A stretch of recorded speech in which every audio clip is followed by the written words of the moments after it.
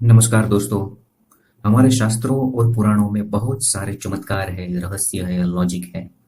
उन्हीं में से एक रहस्य और अनजान घटना की आज हम बात करेंगे। दोस्तों, आपने राजा भगीरथ का नाम तो सुना ही होगा, जिन्होंने इस देश को माँ गंगा दी है, जिनकी बदौलत लाखों करोड़ों लोग गंगा स्नान करके अपने पाप धोते हैं और हिंदू संस्कृति की ये जिंदा मिसाल है। तो आज हम बात करेंगे माँ गंगा को स्वर्ग से धरती पर लाने वाले महाराजा भगीरथ के जन्म की एक अनोखी, अद्भुत और अकल्पनीय कहानी की। दोस्तों, राजा भगीरथ के पिता का नाम दिलीप था। राजा दिलीप की दो पत्नियां थी। एक का नाम मालवंती और दूसरी का नाम सतवंती था। अयोध्या राज्य में उनका जीवन सुख शांति से गुजर रहा था, मगर राजा दिलीप के दिल में कुछ बेचैनी सी भरी रहती थी। कुछ ऐसी इच्छा जो खुद की 3 पीढ़ियों की आहुति देने के बाद भी पूरी नहीं हो पाई। महाराजा सगर, असमंजस, अंशुमान, इन तीनों पीढ़ियों ने अपने 60,000 पुत्रों का उद्धार करने के लिए जीवन भर तपश्चर्या की, अपने संपूर्ण जीवन व्यतीत कर दिया। फिर भी माँ गंगा को पृथ्वी पर लाने में ये तीनों असफल रहे। इसी सोच में राजा दिलीप मन ही मन में बेचैन रहते थे। और फिर एक दिन उन्होंने निश्चय कर लिया कि मेरे पिता, दादा और परदादा ने अपने पूर्वजों के उद्धार के लिए अपने प्राणों का बलिदान कर दिया है, तो फिर मैं क्यों इस राजमहल में भोग विलास में मजे करता रहूं। ये किसी सच्चे सूर्यवंशी को शोभा नहीं देगा। मगर एक दूसरा भी दुख राजा दिलीप को खटक रहा था कि उनकी कोई संतान नहीं थी। 2 रानियां होने के बावजूद भी वो निसंतान थे। मगर सिर्फ खुद के दुख के बारे में ही सोचकर बैठे रहना, ये किसी इक्ष्वाकु वंश, हरिश्चंद्र वंश और सगर वंशज कहलाने के लायक कैसे बने रहते। और एक दिन उन्होंने सर्वस्व त्याग करके गंगा अवतरण के लिए वन में जाके तप करने लगे। इधर उनकी 2 रानियां भी न चाहते हुए भी राज्य का कारभार संभालने में अपना जीवन व्यतीत करने लगी। कुछ ही साल में राजा दिलीप तप करते हुए मृत्यु को आलिंगन दे बैठे। इसी घटना से दोनों रानियों को बहुत आघात लगा और सती होने के लिए तैयार हुई। मगर देवता और ऋषिगण सब चिंता में पड़ गए कि जिस वंश में भगवान का अवतार होना है, वो वंश अटक जाएगा तो कैसे चलेगा। दोस्तों, भगवान राम का जन्म इसी भगीरथ और सगर वंश में हुआ था, जो कि आगे जाके रघुवंश के नाम से जाना गया। बाद में हुआ यूं कि एक महर्षि ने अपने तपोबल से रानी सतवंती को पुरुषत्व प्रदान किया। बाद में समय पर्यंत दोनों रानियों के समलैंगिक संभोग से रानी मालवंती के पेट से एक पुत्र का जन्म हुआ। ये बात पद्म पुराण और ब्रह्म पुराण में लिखित है।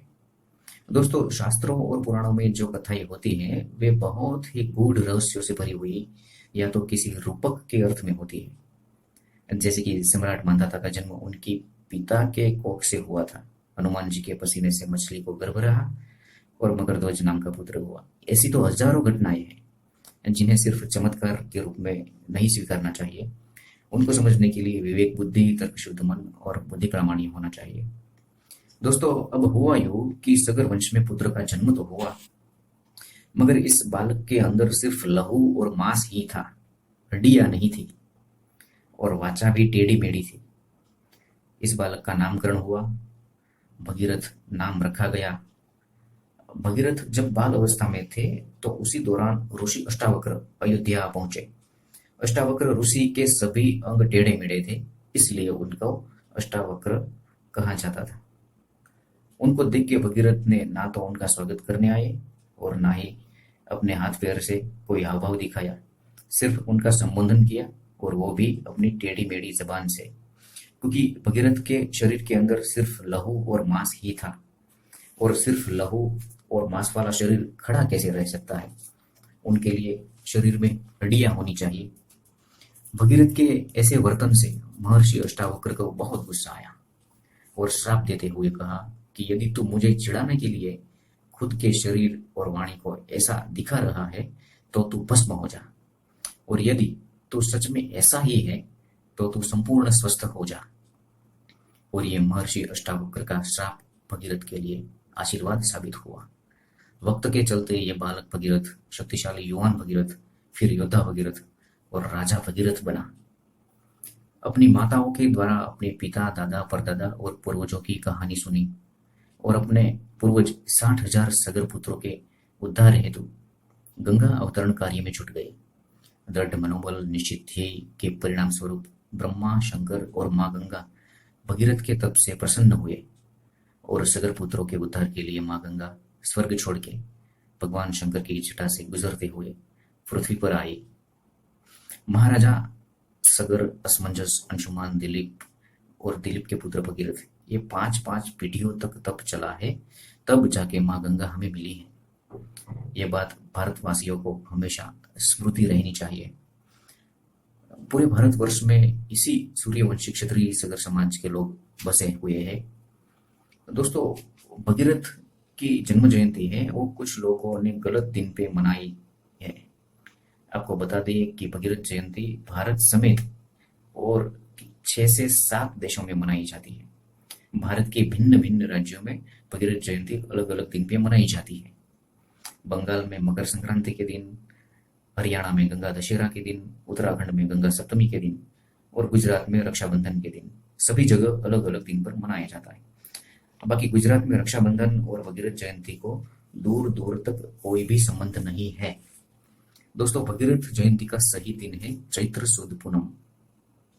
जिस दिन हम हनुमान जयंती मनाते हैं वही सही दिन है भगीरथ जयंती का, जिसकी ब्रह्म पुराण साक्षी देता है। बाकी के सब दिन जो सब राज्य में अलग अलग तरीके से मनाया जाता है वो किसी समय के अनुसार सभी लोगों ने अपने अपने हिसाब से तय किया हुआ है, जो कि बिल्कुल गलत है।